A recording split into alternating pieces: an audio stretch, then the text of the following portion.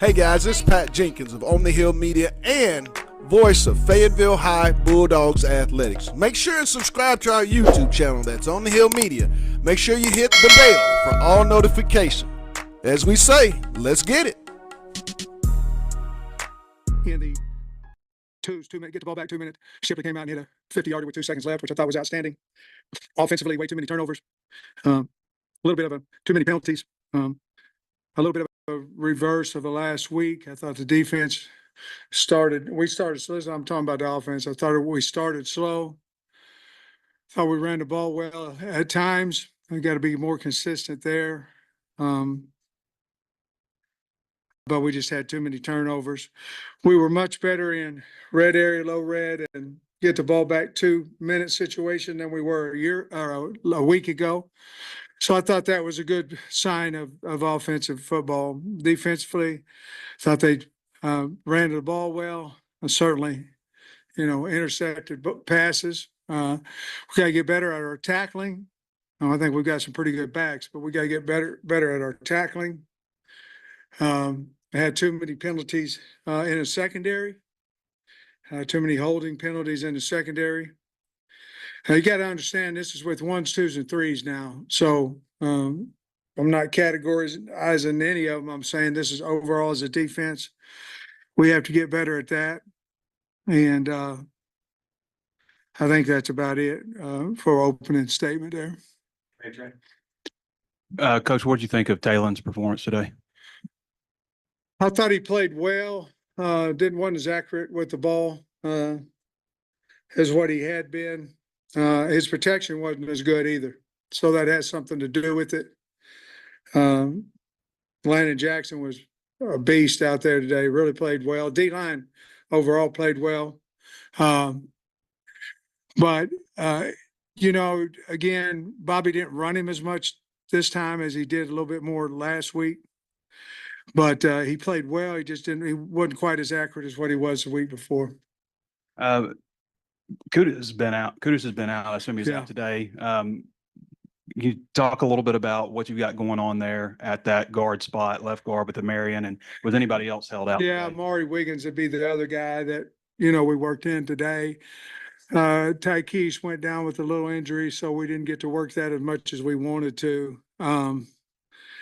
But him and Wiggins are those guys there. Marion Harris has had a really good camp, and our plan was to switch those two guys in a little bit at him at center and get reps at left tackle.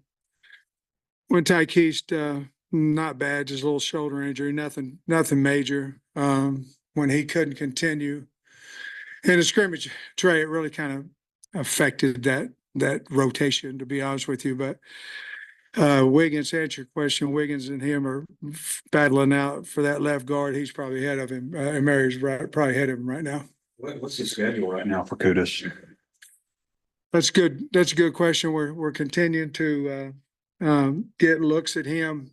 We're hoping he's back as early as Monday. It could be as early as the next Monday, to be honest with you. So we're still waiting. He's in rehab right now, rehabbing that back, and he's feeling much better. We don't want to get him out there too fast, Trey, so it doesn't complicate him the entire year. So we're being very, very cautious with him, and so really we're just going off of how he feels. The 8 interceptions is a big number. How many was Taylor involved with, and is it concerning? Man, I don't know that answer. He may. I don't. I don't know for sure. Yeah, it's concerning. It's concerning whether it was CMAC Southern Kitchen here on a beautiful Thursday at 7420 West Sunset Avenue, as we're here every week, Monday, Wednesday, and Thursday, to talk Razorback football. As we let you hear coming into the show, Coach Sam Pittman following today's final fall camp scrimmage, and we'll put up the days, times, minutes here in just a second, but 14 days away from Razorback football season, and the anticipation just continues to grow, Demetrius. It just continues to grow. Question marks. 8 interceptions by the defense today. Yeah, that's an alarming number. I'm not gonna lie, Pat. You know. A lot of tip balls, Sam was saying. A Tip lot of balls, tips. pure balls. It doesn't matter to me. That's uncharacteristic of an offense, especially let alone a Bobby Petrino offense. When you talk about 8 interceptions in any showcasing, whether that's the running back putting the ball on the ground, the quarterback turning it over, that's unacceptable from a Bobby Petrino offense. I think it's both unacceptable. I think it's good and both bad. It's good for the defense. It says that they're getting takeaways, and I know Sam had mentioned in the press conference that 3 of those interceptions, it was due to balls going through the receiver's hands, and they'll get all that worked out. I like the competition that this team is starting to put forth when they're in their scrimmages, and even when they're in their Indian 7-on-7. You kind of see the depth of this football team, and you see the maturation. C.J. Brown, a guy that you and I are very familiar with, having watched him 3 years at Bentonville High School. This kid, number 17, don't act like a freshman, and you're going to see C.J. in that wide receiver rotation. I mean, think about it. Broden and Armstrong are being held out, hadn't practiced in either scrimmage, and you're still talking about guys, Harrison and Brown and Dozier and Karif, those type of guys. They're making plays, so it shows the depth of that room. And I know if you're Coach Faust, you got to be excited for what you have. Now, Coach did mention when the question was posed about the special teams returner, it will be, and no surprise, Isaiah Satania will be taking care of those dudes. I think, what's the over-under he takes back at least 2 or 3 of those this year? I think he takes back 2 of them. I think Isaiah takes back 2, either a punt or a kickoff, or it could be 1 of each. But I think you're going to see 6 start to really get comfortable in that return game. And I think he kind of understands going into year 3 here at the University of Arkansas that he is one of the elite athletes in this conference. I mean, speed-wise, he has that SEC type of speed that you look for at the receiver position. And, I know Bobby's really loves using Isaiah. I like to always tell people he uses Isaiah like he uses Joe Adams. But Isaiah has just a little bit more burst and might be a tad bit bigger.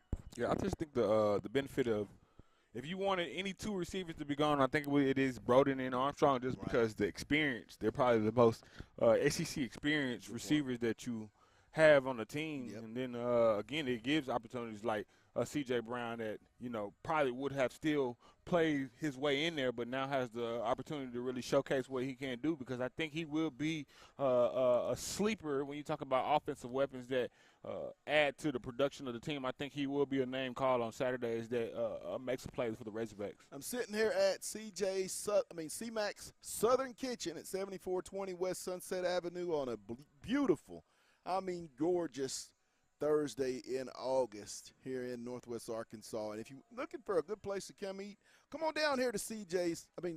Why am I saying that? I'm thinking about CMAX. Yeah, CMAX Southern Kitchen. And the slogan, it is true. It's just that good. Yesterday, you know what I had? I had the po' boy again. I had several po' boys. I had the hush puppies. We had, of course, fish. You just can't you can't eat enough fish, Demetrius. You just can't. We had athletic director Steve Jansky from Fayetteville sat in with us on yesterday's show, and as everybody could notice, man, looked like he enjoyed it. He was having a ball. If I had to say myself, it looked like he enjoyed himself. Right, he absolutely did. But you can come on down. You got the C-Mac burger, you got the classic burger, the bacon cheeseburger, the jalapeno burger. If that's not good enough, you want a basket, they have tacos. You can get 2 tacos for choice fish or shrimp. You got the fish basket, the chicken basket, the shrimp basket. If that's not good enough, you can go to their sandwich menu, and this is where I like the fish po' boy, the shrimp po' boy, and my favorite, the chicken po' boy. You can get those too if that's one. And also sides. They have fries, coleslaw, corn nuggets, hush puppies, mac and cheese, Max street corn. I've had that street corn, Demetrius. Man, I had that street corn too with the butter. They bring it out with the butter and the seasoning. And you can get wings on the wings mission. You get 6 or 12 wings, salads. You can get the C-Mac salad, the classic salad, dressing options, ranch, Caesar, Italian, Thousand Island, kids menu. Pick your favorite. Classic cheeseburger, 2-piece chicken basket, 2-piece fish basket, junior shrimp basket, mac and cheese, and then your drinks. They got all of it. Pepsi, Mountain Dew, root beer, orange crush, tropical lemonade, and then this is another thing I like. Vanilla, chocolate, strawberry, and cookies and cream shakes. I don't know where you was talking about mint shake the other day. I'm like, Yeah, it was cookies and cream. yeah. That's what it was. That's what it was. Yeah, I had to make it. Yeah, I stand correct. That was a cookies and cream shake, and it was very good. Very good. They have the type of straws here at C-Max that you don't get the head, the brain freeze. And that's what I like big time. But 2 weeks from kickoff, and we're going to open up a question. Tommy, is the defense just that good with that many turnovers? Waiting for the location to open in Springdale. Hey, Tommy, I'll answer this, and I'll answer from an honest opinion. I'm not saying I just think me and Pat have two different perspectives as far as the team. Yes, I think the defensive line is advertised as such. Sam Pittman came out and said that Landon Jackson had a wonderful camp. He really talked about how dominant he is, and I think, Pat and myself have came on the show and really spoke about how dominant and how the defensive line will be the stronghold. Great point. Then again, I'll add in addition, I think not that the defense is that great. I think when you talk about football, we always know that the offense comes along second. We always know it's a lot easier for the defense to understand the schemes and the nuances because it's individuals inside a team concept. But on the offensive side, you need a little bit more cohesion, especially, you heard Sam Pittman say protection was a problem today. That Taylor, that was a piece of why his accuracy wasn't like the previous week. So, again, I think it was a combination of, yes, the defense is good. I won't say great. And then I'll say I think the offense is still progressing as a unit and understanding the nuances of a Bobby Petrino offense. I totally agree with all that. And, Tommy, my answer would be they are that good, but also, like Demetrius said, offense is always the side of the ball that comes along a lot slower. But this secondary is very much improved. I think the reason why this defense is going to create so many more turnovers is the versatility with Switzer and Dix, and then you have Worth. Those guys that can play that hybrid outside linebacker but still cover like a strong safety. That position is a position I think is going to pay big-time dividends. And when you look at this side defensively, they didn't miss with the portal guys. I mean, every single transfer is either going to be in the one or two deep. That is when you know you hit. When you hit, when you bringing in guys and they're automatically going to impact your program for the season. And I think each and every one of these guys that they brought in from the portal will do just that. And in particular on the defensive side of the ball, Anton Junkaj, hey, when he's out there, I agree with Sam. You know he's on the football field, and he makes that edge. I mean, there's battles all at the edge spots between he and Nico. I think there's not a battle on that right side. Everybody know. Oh, man. LJ. Everybody know LJ got that locked. There's 3 spots on the defensive line that 50, 5, and 40 are going to be filling when 2 weeks from today happens that first snap for the Razorback defense. And I think that edge, that left edge spot, I think it's up for grabs, D. I really think I think it's up for grabs. And going back to Tommy, they spoke highly of that safety position with Clark back there and Metcalf. That was a position that Sam Pittman really raved about today. Hudson Clark, T.J. Metcalf, Jaden Johnson, and Danico Slaughter are going to be excellent safeties. I mean, you're looking at a sophomore. You're looking at two seniors, a fourth-year junior, a lot of experience. Danico is a guy that played a lot of football in that Tennessee secondary, so he understands the SEC. And, I mean, I've always thought T.J. Metcalf and his brother Tevis, Selman Bridges, I mean, there's just so many people that we could talk about that you kind of didn't know about going into the season, but you're starting to hear a lot more of. Now, linebacker core. I mean, Sam talked real highly of the linebacker core. And once people see that young group mixed in with some of the older guys, Dix, Worth, Switzer, mixed in with Spence, Sanford, Shaw, Dean, that's going to be something that you're really going to enjoy seeing. This team, I think, is going to get better week to week. they're not going to come out and be playoff ready. I mean, like I said, I agree with Demetrius. The offense it's going to take some time, but I think as the confidence builds, you're going to see this offense get more and more in tune. I mean, it has to. Bobby Petrino is one of the GOATs when we're calling offensive football. And Pat, mark my words, this is what Bobby Petrino is going to do. That first 2 to 3 weeks, you're going to see Bobby be a run-heavy offense. Right. You're going to see him really make teams prepare for the run. We Right. know Bobby likes the air raid. We know he likes to have his receivers go vertical. But Yes, if he I'm Bobby does. Petrino, I'm throwing defenses off and I'm making them prepare for the run game because I think we have the O-line and I think we have the running back stable to where you're going to have to prepare for a JJ. You're going to have to prepare for a R-Dub. You're going to have to prepare for a Russell, and that's going to make you really put a focal point on that, and then we have so many receivers that we can throw out there that's gonna cause a lot of mismatches when you talk we about. Didn't even mention the tight ends. We didn't say anything about Luke Haas and Ty and Varkey's and Pat, I Shamar. think it's because our tight ends are so athletic Yes. that we always just kind of group receivers and tight ends out. At least I do. I say Yes. when I'm talking receivers, I group those tight ends Right. because I think the type of sets that Bobby's going to run and the opportunities to get those mismatches and those formations. I'm not saying they're not going to have their hand in the ground, but I can definitely see those guys flexing out and doing some things in the open space. Well, we're going to take a real quick break. Let you hear more of Coach Sam Pittman following scrimmage number 2 of fall camp heading into their home opener 2 weeks from today versus the UAPB. Aren't they the Lions? Golden Lions. The Golden Lions. I don't know how much golden they'll be in 2 weeks, but we'll be there. Hey, we'll be back. It's Talking Season live from CMAX Southern Kitchen on the Work Hill Media. extremely hard. It's important to them. They got a really good team togetherness culture about them. But we just didn't play as well at times, either side of the ball at times, like I wish we would have today.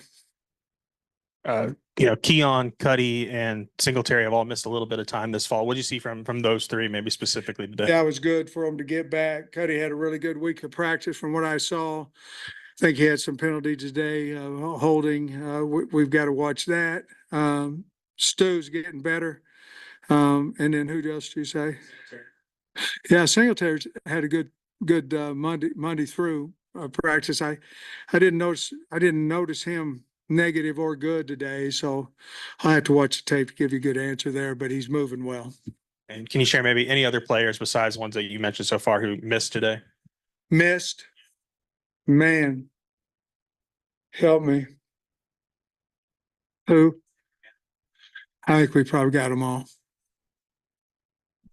Have you feel pretty good about the return guy? I mean, you know who that might be right Yeah, now? I think it's Satagna. I know it is right now, and I feel really good about him. I mean, I really do.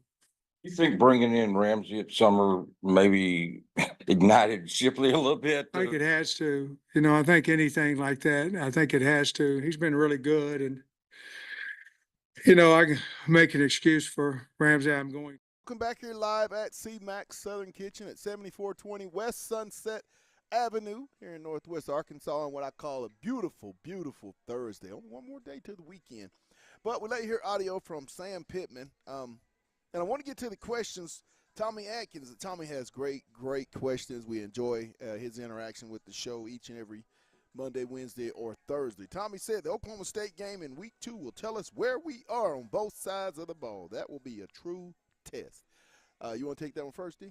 Man, Tommy, if you tuned into the show last week, that's the game I circled when me and Pat were discussing the possibilities of Arkansas going 4-0, possibly 5-0 in those first 4 to 5 games. And to me, that's the turning point of our season. I feel like if that's going to be our make and break game from a confidence standpoint, I feel like if we go in there and really produce and guys do what they're supposed to do, because we all know that UAPB game is a glorified practice. Right. It's going to be live, but we know from a competition-wise that they're not on our match, and I'm of the belief that Oklahoma State isn't of a match. So if we're struggling with the Oklahoma State, I think it's going to be a long, long, long gauntlet once we get into the SEC play.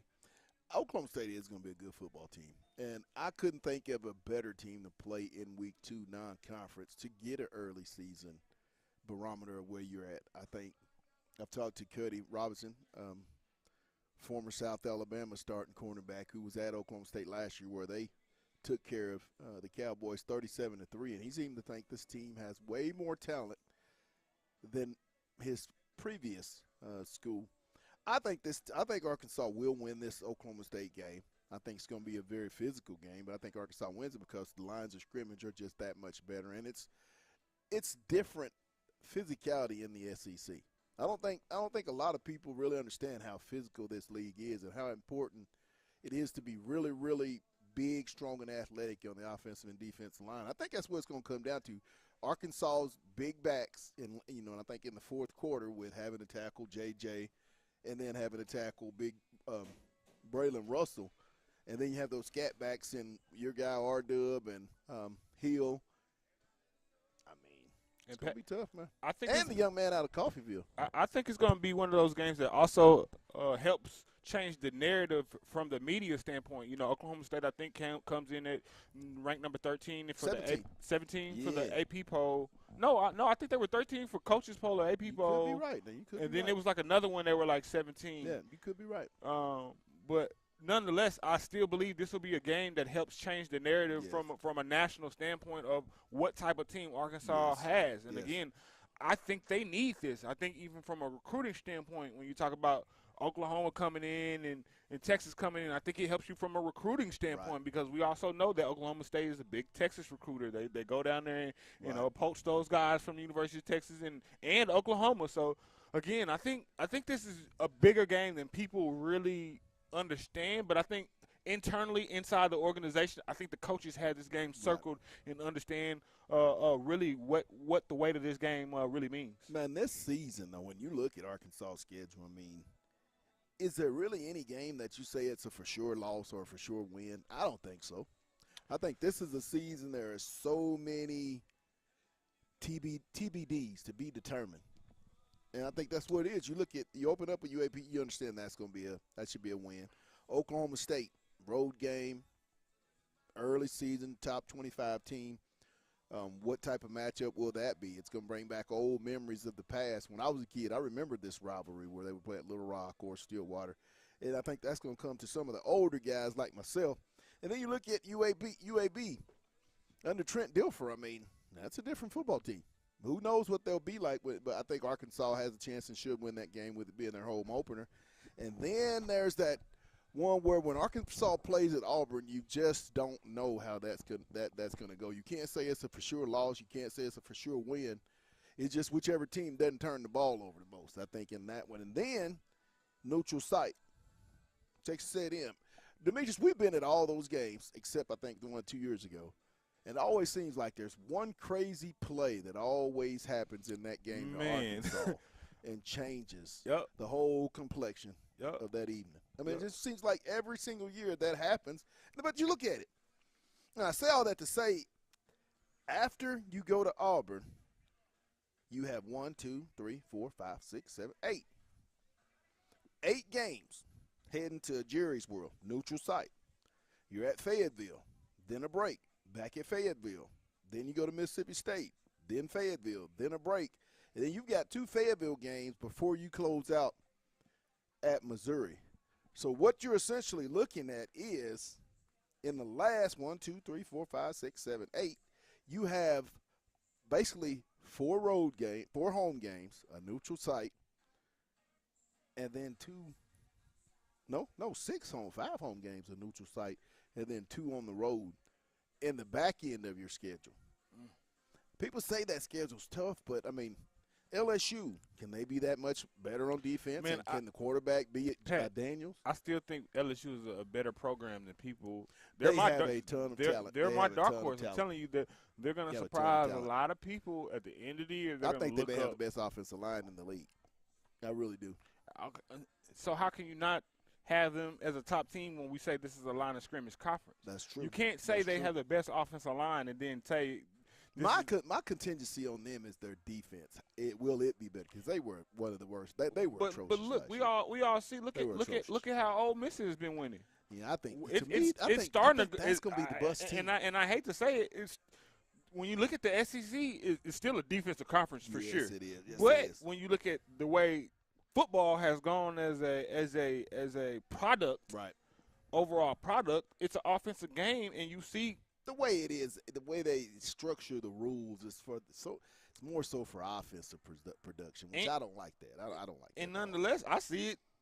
If you can't score points in the Yes. SEC now, you're gonna have trouble. Yes, you have to, I think, put up 30 or more in this So conference to have success every weekend. Now I'm of the belief it really Right. gives you the advantage to have the ability to score in the SEC. It used to be, man, I need to have the number one Right. defense in the SEC, and it's like, Now we talk about Oklahoma, and I hope my guys watching. I hope my guys watching, because look at this, Demetrius. Now let's be honest, and I want him to be honest. They're going to open up with a cream puff, Temple. Of course, that's a cream puff. Houston may be a tougher game than what they anticipate, but I still think Oklahoma gets that win. Tulane, I'm going to give it to OU. Now, this is where it gets tough. okay, they 3-0. Here comes Tennessee to Norman. But we don't know what Tennessee Then you're is. off to Alabama. But Then you're Pat, off to Auburn. we Tennessee is probably going to be in the mid to Right. bottom half of the SEC. Right. I think they're overrated being 15. Me too. That's just me. Then you're at Auburn. You have a break. Then you're going to meet Dallas. You're going to beat Texas in the Red River Shootout. That's every year. Then you're back home taking on South Carolina. Then you go to Ole Miss. That's going to be a tough one on the road. Then Maine, cream puff. Then you're at Columbia to take on Missouri. You take a break. Then Alabama. Then you close out at LSU. Ooh, hoo, hoo, hoo, hoo. I mean, but again, Ooh-wee. I think their schedule is similar to Ooh. Arkansas, where it's a lot of to be determined. Because I think they can't do it. I don't think they have enough depth on the offensive and defensive lines. I know Texas does, because Texas just is Texas. They've recruited at a level for 2 years. Sarkisian kind of got himself ready, but I just don't think they have enough on their offensive and defensive lines depth-wise. see, I don't even think it's the offensive defensive line. I think it's going to be Oklahoma getting the skilled players to really differentiate themselves against I these agree. type of defenses I agree. week in and week out. Because I agree. even when you look at the type of players that Oklahoma pits in the league, what CeeDee Lamb was their last offensive player that Yeah. you can think of. Yeah. So like you don't You don't think offense. you don't think OU. offensive schemes when you hear Oklahoma, and I Right. think that's what's going to be their Achilles heel is they're not going to be able to score Good points. point. Good point. I just think they're just going to – I think it's going to take them a year or maybe 2 years to start getting the type of players. And what- OU is what- a and- blue blood program. And their coach is a defensive coach. Yeah, I mean, they're a blue So blood program. so to me, and I'm not familiar with their offensive coordinator. Today I make sure I go home and look at their offensive coordinator. But to me, they scream trouble on offense. It screams then it's going to be tough for them to score Right. points. They're going to get a rude awakening in this conference. This conference is different. I'll repeat, this conference is different. I'll repeat one more time, this conference is different. And I think a lot of the OU alumni and fan base, as we get into this season, they're going to realize that gauntlet, and I'll say it again. Yeah. When The gauntlet for Oklahoma when you is got to play Texas, three yes, three Texas, SEC South schools Carolina, back-to-back. Ole Miss, Yeah. break, Maine, Alabama, LSU. Woo! And Pat, some of those Woo! games aren't even about winning or losing. It's really about can I win and come out healthy. Right. Because you look at a team like Texas, lost 2 running backs for the year. Hey, You talk about that's I won't say they got a schedule. Now, you talk about somebody. They in week 2, and Arkansas now and Oklahoma State. They're at Michigan. and I think people that were crowning Texas to go to the Yeah, championship is those kind of 2 losses- rethinking. Yeah, those 2 losses. Because those now running it's like, backs, big time. okay, I'm not saying they won't make up for that production, but to me it shows you that you're 1 or 2 players Right. away from being a top-tier team Right. dropping down to a middle-tier team, Right. and that's the difference between a Big 12 and Yes. or a Big 10 or a Pac-12 or whatever the USAA, whatever the conferences are. Yes. That is the difference between SEC and any other conference, that even when you start dropping off from those other positions, there's no fall-off. And then they're, like I said, they're at week 2. They're at Michigan. So they're just like Arkansas. You will find out a lot about this Texas football team. Early season matchup. You've got South Carolina and Kentucky in week 2. They're going to be opening up conference play at Kentucky. And I think South Carolina is going to be they're going to compete a lot better than Right. I won't say they're going to win games, but I'll say when I look at their roster, even even Rocket Sanders, I know a lot of Arkansas people or he's washed, he's done, but I think that kid's gonna come back. Right. I think that young man's gonna come back and have a different season. I think he's in a different environment, understands that, hey, this is my last opportunity to put my resume healthy. together. That's the big key. Exactly, and this is my last year to really create a resume for this NFL, and they understand what the running back position is doing in the NFL right now. So I think his window of opportunity is closing. I think he's really going to try to take advantage of his newfound opportunities in South Carolina. See, when I was down at SEC Media Day, South Carolina is Arkansas, South Carolina, and I believe Kentucky are the three schools this year that could have really good seasons or 500 seasons. That's what I think. I throw Tennessee in that. I throw Tennessee in there. You know, and someone was talking to me this morning, my good buddy who's done some stuff here with us, some high school basketball, Mark Winston. We were breaking down the schedule. And when you look at it, I mean, think about it. Arkansas plays Tennessee. Tennessee hadn't won in Arkansas in Fayetteville in quite some time. Right. Neither has Ole Miss. And I was telling Mark, in all those scenarios, even you go back to Texas several years ago in 21, Arkansas wasn't the team with the most talent. It just says it's a tough place to play when the crowd's rocking and when they have a team that will compete. Fayetteville is a tough place to play. Pat, they have to make it there with a winning record for Yes. that to even matter. Yes. Like, yes, you in the SEC, you do have a very nothing is good point. guaranteed You in do the have a SEC. good point. You're right. Like, You're yes, if they can make it, the fan right. base will be locked in, Yes. loaded, Those screaming. crickets. But let them go on a losing streak and lose that Oklahoma State game, lose that. The Especially, world's falling. and The world's falling. The world's and falling. I'll say between. Hold on, let's go back up here real quick. world is falling. I switch schedules real quick. I think between that Oklahoma State game and that Auburn game and that like those are the three games to Yeah. me that if they don't win two of those I three think games, this team after that, I think this team will be 4-2. Pat, at worst. if they don't win two of those three games, Yeah. the fan base is gonna be Yeah. off the rocker because they're not even gonna allow them to get into Yeah. that gauntlet of SEC Yeah. play. I think this team will be 4-2 when they get done with their first 6 games. And is that also counting 1, 2, 3, 4 the A&M game? So I think heading back here home October 5th, I think this team is going to come back either 5-1 or 4-2. I would lean maybe to that 4-2, but still yet I only hinge on it because you don't know. I mean, you don't know what they're going to do at Oklahoma State or Auburn. Those are toss-up games. So like I said, this is a year where it could go really good or it could go really bad. I don't think the schedule is as tough. I think when you look at the names of the teams, and I think if you take what those teams did in 23, it makes it tough. But this is 2024, so every year is different. Every team is different. I just think there's just so many opportunities. And I totally agreed with what the statement Andrew Armstrong made, and I believe Coach Pittman made as well. The 7 ranked opportunities that this team has to make a name and a brand for themselves. I mean, this team has an edge about themselves. And I don't know if most people have watched the press conferences or heard what a lot of the media is saying, but this team does practice and they carry themselves with an edge. And it started at SEC Media Day is where I really start to see they really are going to carry a chip on their shoulder this year. I really think that's going to happen. And I think it started at the Missouri game. I think after they saw Missouri had the type of season they did have, and then you have former Then you players. see that guy in the middle of the field taking pictures. Yeah, Are you kidding me? I think that was. kidding me? I think personally that was the breaking point where guys was like, really, we know what type of Yes. team Missouri is, and look at the success that they had Yes. in a short amount of time, and we know Right. we're better than them from a paper standpoint, Right. or however you want to call it. And then, like you say, you look at Missouri, and I tell people, I think Arkansas is going to. You've heard me say that a lot. Arkansas could be the Missouri. You know, it's not too, but a year removed where Eli Drinkowitz coming into 2023 was on the hot seat.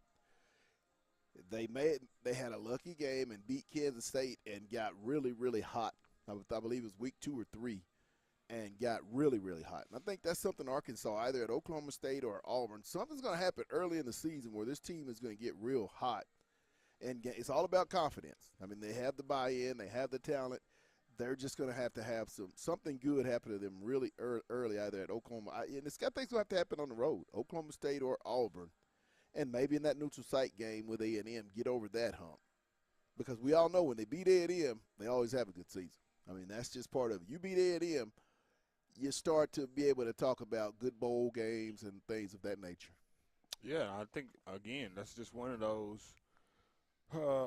metric points now. I think when you look at Sam Pittman's tenure that he's being judged by, like, that's a game now because there's two more games in Jerry World before that contract ends? Yep. So you talk about this year and next year? Yep. Is it 2027 that it's up? Or Yep. 20? So, yeah. You just look at his winning record, and I think the powers that be look at him when they're judging, should Sam Pittman come back? No, I don't think he's on a hot seat. But I think that's a game circled on the Boosters Club saying, hey, Sam, it's not too many games that we care about you winning, but this A&M game is one of them because it's a big. It's Wouldn't it be trophy to get all four? Wouldn't it be great to get all four trophies again? I think Sam needs it. I think it'd be really, really good for them to get at least, if they don't get all four, just get two or three of the four. So Pat, this is where I am with Sam Pittman. I love Sam Pittman. Okay. But where I'm at with him is he has to do those type of things to get a long-term contract with me. I'm talking about with me. I'll forever love him as a man. I respect him as a man. I'm talking about a head coach of the University of Arkansas. Right. I think when you look at his resume, those are things that he has to do to get longer than next year because he's automatically – Bobby P. bought him 2 years. Yeah. This year and next year. Yeah. But to me now it's not even about a short term. It's what do you really want your legacy to be here say at Arkansas? If next year and beyond, this team's going to be real dangerous for whomever the coach. I think it'll be Pittman, but this team going forward, talent-wise, for years to come, they're stopped. I mean, the defensive line that Deke Adams is building. But Pat, but you got to think about it. We live in a world of NIL where you can be stocked 1 year. See, I think Arkansas. I think the NIL is not a problem for them. I think it's a lot of.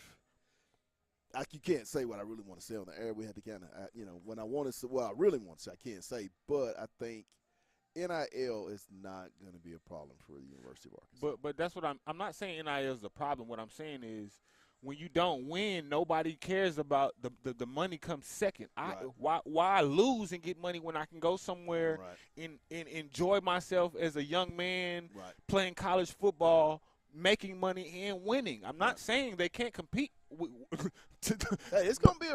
This year is Tyson. I'm still standing on the 8 wins. I'm not gonna change the 8. But I think he needs that. What I'm saying is he needs those 8 wins. He needs it. I think the state needs it. I think the university needs it. I think it's needed for, like I said, to continue even getting more NIL. But I think Arkansas has the staff. I think they have the players, and I think they have the edge to accomplish this. Will it be hard? Absolutely. But I'm going to reiterate to people, it's not 2023. This is the 2024 Razorbacks. Every year is different. What I saw 50 last year on this date, I didn't see the same. It's different what I'm seeing today. So you have to live in the moment. Like I said, this is it's just a year which makes it so good to cover this team because, like I said, you have so many what-ifs and TBDs to be determined, and that's going to be throughout the season.